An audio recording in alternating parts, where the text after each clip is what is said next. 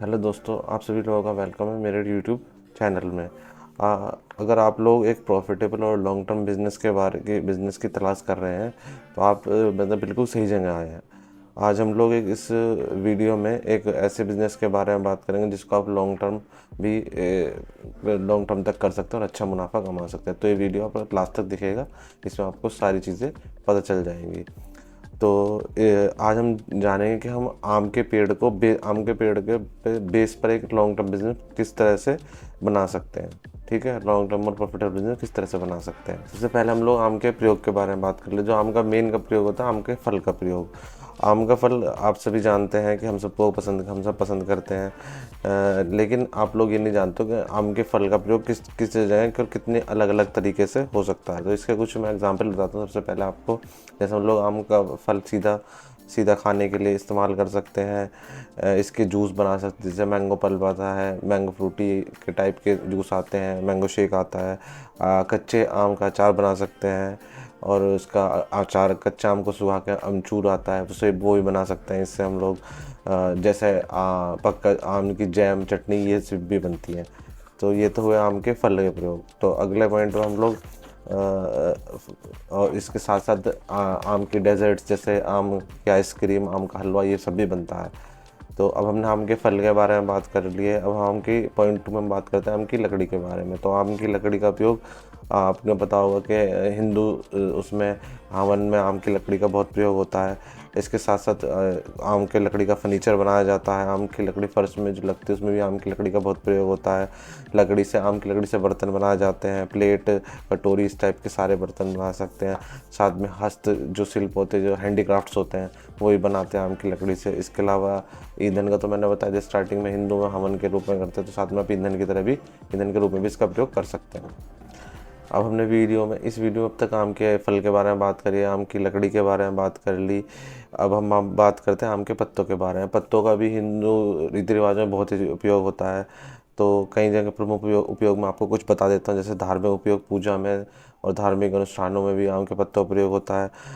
इसके अलावा medical use भी है आम के पत्तों का उपयोग। मतलब जो ट्रेडिशनल मेडिसिन्स होती हैं उनमें उपयोग होता है। साथ में जो मधुमेह है, डेंटल, आपको कोई इशू है, दांतों का इशू, तो उसमें भी आम के पत्ते का बहुत हेल्दी और महत्वपूर्ण माना गया है। आपको पता है कि आम के पत्ते का प्रयोग मतलब जो भी घर में कोई ट्रेडिशनल फंक्शन हो रहा है, कुछ ऐसा फंक्शन हो रहा है, तो वहाँ पे भी डेकोरेशन के लिए आम के पत्तों का प्रयोग करते हैं। साथ में पशु के लिए चारा, मतलब आप अपने पशु को गाँव में चारे के रूप में खिला सकते हैं आम के पत्ते को। अब हमने पेड़ के आम के फल के बारे में बात कर ली, आम के पत्ते के बारे में बात कर ली, आम की लकड़ी के बारे में बात कर ली। तो लगभग हमने आम के पेड़ से उपयोग होने आम के पेड़ का 90% उपयोग कर लिया है अब तक। तो अब इसमें कुछ चीज़ें बचती हैं जिससे और जिस तरीके से और आम के पेड़ का यूज़ होता है। जैसे आम की गुठली का जो तेल निकाल के उसका मतलब ब्यूटी प्रोडक्ट्स में यूज़ करा जाता है। आम के पेड़ की जो छाल होती है, लकड़ी के ऊपर होती है, उसका भी मेडिसिनल यूज़ होता है, जिससे आपके मतलब लूज मोशन और पेट के जो प्रॉब्लम्स होती है उनमें काफ़ी सारे बेनिफिट्स देती है। आम के फूलों का प्रयोग भी मेडिसिनल यूज़ में होता है, और उससे बहुत सारी ट्रेडिशनल मेडिसिन बनाई जाती है। अब हमने आम के पेड़ के यूज़ तो जान लिए, हमने पता चल गया हम आम के पेड़ को किस तरीके से यूज़ कर सकते हैं। अब हमारा बिज़नेस मॉडल क्या होगा, उसके बारे में आपसे बात करते हैं। तो इस मॉडल का हमें सबसे पहले समझना हो कि आम की मांग कहाँ है और कितनी है। इसके लिए आप अपने जो लोकल मार्केट है वहाँ जाकर पता कर सकते हैं। जो कॉस्मेटिक्स या हर्बल जो पंसारी वगैरह की दुकानें होती है, वहाँ पे जा पता कर सकते हैं। ऑनलाइन प्लेटफॉर्म पे चेक कर सकते हैं कहाँ पे। तो ये सब जब आप आम की मतलब ये पता कर रहे हो कहाँ कितनी डिमांड है, तो कुछ बातों का ध्यान रखिए। जैसे आपके एरिया में आम का करंट डिमांड क्या है, आपके कॉम्पिटिटर कौन है और वो मार्केट में क्या ऑफ़र कर रहे हैं, आपके जो पोटेंशियल कस्टमर है वो कौन है, जैसे होलसेलर हैं या रिटेलर हैं या डिस्ट्रीब्यूटर हैं, या फिर आप डायरेक्ट जो अपने आम के पेड़ से आप प्राप्त करेंगे वो डायरेक्ट कंज्यूमर को बेचेंगे हैं। तो ये चीज़ें आपको पहले बिजनेस मॉडल में सारी पता होनी चाहिए। अब हम लोग बात करते हैं कि हम आम की जो फार्मिंग है वो किस तरह से कर सकते हैं। बात खेती की बात करें तो कुछ इंपॉर्टेंट बातों की हमें ध्यान रखना चाहिए। जैसे सही भूमि, सही क्लाइमेट कंडीशन, कुछ जो आपका जो आम का पौधा है वो उसकी वो हाई वैल्यू का होना चाहिए, मतलब उच्च गुणवत्ता वाला होना चाहिए। और उसमें जब आम का पेड़ डाले तो उसमें आप सिंचाई और उर्वरक पूरा अच्छे वाला दें, कीट और रोगों का प्रबंधन अच्छे से करें। खेती करने के बाद हम लोग बात करते हैं प्रॉफिट लॉस की, कि भाई हमने बिजनेस मॉडल भी बना लिया अपना, प्रॉफिट लॉस भी मतलब पेड़ भी लगा लिया। अब खेती के बारे में बात कर लिया। बात करते हैं प्रॉफिट लॉस, हम इससे कितना प्रॉफिट कितना लॉस कमा सकते हैं। तो बात करते हैं इसमें इनिशियल इन्वेस्टमेंट की। तो जैसे हम लोगों ने इनिशियल इन्वेस्टमेंट के लिए हमने 200 रुपये प्रति पेड़ के हिसाब से 100 पेड़ लगाए, जिस पर हमारा खर्चा है 20,000 रुपये। उसके बाद हमारा भूमि तैयार करने में खर्चा आया लगभग 30,000 रुपये। उसके बाद हमारा उर्वरक और कीटनाशक में खर्चा आया 10,000 रुपये। सिंचाई और देखभाल में हो रहा है हमारा 15,000 रुपये। टोटल 75,000 रुपये हमारी इनिशियल इन्वेस्टमेंट हो गई। अब इसके बाद हम लोग बात कर ले ईयरली मेंटेनेंस में कितना खर्चा होता है। तो सिंचाई उर्वरक में गए हमारे 10,000 रुपये, कीट प्रबंधन में गए हमारे 5,000 रुपये, कुल मिला के हमारे 15,000 रुपये ईयरली मेंटेनेंस में चलेगा। ठीक है, अब हम बात करते हैं प्रोडक्शन की और प्रॉफिट की, कि हमें कितना प्रोडक्शन और कितना प्रॉफिट होगा। तो प्रति पेड़ औसत हमें 50 किलो आम मिल रहे हैं, किसी में 40 मिले, किसी में 60, किसी में 70। तो हम लोग एवरेज ला सकते हैं 50 किलो प्रति पेड़। तो 100 पेड़ थे, 100 पेड़ के हिसाब से हमें मिले 5,000 किलो आम। तो औसत मूल्य हमारा आम का लगाया हम लोग 50 रुपये, जो क्योंकि हम लोगों ने पेड़ भी हाई क्वालिटी का लाया 200 रुपये प्रति पेड़ के हिसाब से। तो कोई छोटा मोटा क्वालिटी का आम नहीं होगा। जो आम लगाएंगे हम लोग वो बढ़िया क्वालिटी का लगाएंगे, जिसमें मतलब 100 रुपये किलो से लेकर 150 रुपये किलो मार्केट प्राइस होगा। तो उसमें हमें 50 रुपये किलो हम लोग जोड़ रहे हैं। तो टोटल हमारा 5,000 किलो, तो 5,000 किलो इंटू 550 रुपीज़, तो हमारा टोटल बना 2.5 लाख रुपया। तो प्रॉफिट की बात करते हैं तो पहले 5 साल में हमारा कुल खर्च हुआ 75,000 रुपये इंटू 1.5 लाख रुपये हमारा ईयरली मेंटेनेंस। तो लगभग 15,000 रुपये इंटू 5, तो लगभग 75,000 रुपये हमारा इन्वेस्टमेंट, 5,000 75,000 रुपये हमारा मंथली ईयरली इन्वेस्टमेंट मेंटेनेंस। तो मतलब 75 1.5 लाख रुपये हमारा अब तक खर्च हो गया। तो 5वें साल हमें आए हुए 2.5 लाख रुपये। उसके बाद हमारा जो प्रॉफिट है निकला, वो निकला हमारा 1 लाख रुपये 5 साल बाद। पर उसके बाद 4 साल तक तो ये है कि हमारा पैसा थोड़ा कम आएगा, क्योंकि हमारी इनिशियल इन्वेस्टमेंट थी। और पेड़ जो फल है वो 4-5 साल बाद देना स्टार्ट करेगा, पर उसके बाद वो हर साल फल देगा। तो उसके बाद 4 साल बाद खर्चा हमारा कम हो जाएगा, और हमारा जो हाई है वो जो हमारा मतलब प्रॉफिट है वो लगभग लगा के चलिए आप 1 साल में 25 से 30 हजार मुश्किल से खर्च होंगे। हमारा 2.5 लाख रुपए आ रहा, तो हमारे लगभग साल के 2 से 2 लाख रुपए बड़े आराम से हम लोग इसमें बचा लेंगे।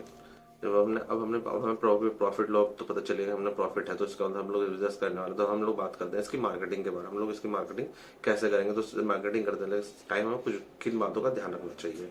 तो लोकल मार्केट में हम लोग इसकी डायरेक्ट सेलिंग कर सकते हैं, ऑनलाइन मार्केट प्लेस का उपयोग कर सकते हैं, सुपर मार्केट्स या रिटेल सुपर मार्केट या रिटेलर शॉप में जाके हम लोग उसे डायरेक्ट सेल कर सकते हैं अपना। हम लोग प्रोसेसिंग यूनिट वालों को दे सकते हैं, जो आम से कच्चा आम से अचार बनाते हैं, अमचूर बनाते हैं, चटनी बनाते हैं या जैम बनाते हैं, हम लोग उन्हें भी डायरेक्ट अपना माल बेच सकते हैं। अब बात करते हैं हम लोग लीगली और सर्टिफिकेशन की। अगर आप एक अच्छा बिजनेस करना चाह रहे हैं लॉन्ग टर्म के लिए, तो आपको जैसे लीगल डॉक्यूमेंट से कुछ नीड होगी, तो वो भी आप इससे पहले ही ले लें, क्योंकि फिर बाद में आपको बिजनेस करने के टाइम कुछ भी लीगल इशू ना आए।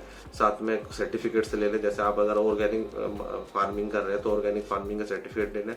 और मैंने ऑर्गेनिक फार्मिंग का सर्टिफिकेट से ये फायदा होता है कि आप उसको आपका प्रोडक्ट जो लोग हैं ना, ऑर्गेनिक लोग ज़्यादा अट्रैक्ट करता है। तो उसे आप अपने पैकिंग में प्रोड्यूस कर सकते हैं कि हम लोग ऑर्गेनिक उगाए हुए, बिना उर्वरक बिना खाद के हम लोग उगा रहे हैं हमको, और इसका हमारे पास सर्टिफिकेट है। तो इससे जो है ना आपकी ट्रस्ट मार्केट में अच्छा होगा, और लोग आपके पास एक यूनिक सेलिंग पॉइंट भी आ जाएगा कि हम नॉर्मल मार्केट से हमारा आम और अलग है। इसलिए तो ये ऑर्गेनिक अगर जा रहे हैं तो ऑर्गेनिक खेती पे, तो आप ऑर्गेनिक का सर्टिफिकेट जरूर लें। अगर आपने बिजनेस है तो बिजनेस अपना सस्टेनेबल बिजनेस बनाए, मतलब जो आपका बिजनेस हो वो मार्केट्स में कम से कम पर्यावरण को नुकसान पहुंचाए, तो ये आपका सस्टेनेबल बिजनेस होगा। तो इसको भी आप अपने मार्केटिंग में यूज़ कर सकते हैं कि हम लोग सस्टेनेबल बिजनेस करते हैं कि हम लोग पर्यावरण को कम से कम नुकसान पहुंचाते हैं, और ज़्यादा से ज़्यादा हम लोग जो हमें प्रोड्यूस होता है उससे हमारे बिजनेस से प्रकृति को कोई नुकसान नहीं होता। हम लोग प्रोड्यूस करते हैं वो सारा हमारा यूज़ होता है। तो इसको भी हम लोग अगर हम लोग इस तरह से अपने बिजनेस को प्रमोट करें, तो ये भी एक हमारा अच्छा सा बिजनेस का पॉइंट हो सकता है। ठीक, अब आपको ये तो पता लगेगा आम बहुत उपयोगी है। इसका आप लोग मतलब लकड़ी के पत्ते, गुठली, लकड़ी, छाल, पत्ते, सब कुछ आप इसका इस्तेमाल कर सकते हैं। तो अगर आप ये सब का अगर इस्तेमाल करें, इन सब चीज़ों को पूरा बेस बनाकर बिजनेस बनाएं, तो आप एक अच्छा बिजनेस बना सकते हैं, जिसमें आप अच्छा लॉन्ग टर्म ग्रोथ करेंगे, अच्छा प्रॉफिट कमाएंगे, सब कुछ आपको मतलब अच्छा होगा। ऑर्गेनिक फार्मिंग पे ध्यान दें, सस्टेनेबिलिटी पे ध्यान दें, कि भाई हम लोग जैविक खेती पे ध्यान दें। तो इस तरीके से अगर आप एक बिजनेस को लेकर चलेंगे तो आप फ्यूचर में बहुत अच्छा बिजनेस, और लॉन्ग टर्म में शुरू में तो आपका खर्चा ज़्यादा आएगा 3-4 साल, और उसके बाद आप अपना बिजनेस को अच्छे से ग्रो कर सकते हैं। आपके पास एक आम के पेड़ से आप अपने कई अर्निंग सोर्स बना सकते हैं।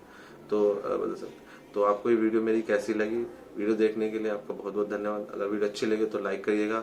अगर आप कोई बिजनेस आइडिया पसंद आया और ऐसे बिजनेस आइडिया देखना चाहते तो हमारे चैनल को सब्सक्राइब करिएगा जरूर। और अगर आप कोई सभी बिजनेस की किसी भी चीज़ के ऊपर बिजनेस आइडिया जानना चाहते हैं कि भाई इसका बिजनेस किस तरीके से हो, कैसे, तो आप हमें कमेंट जरूर कर सकते हैं। हम लोग कोशिश करेंगे आपके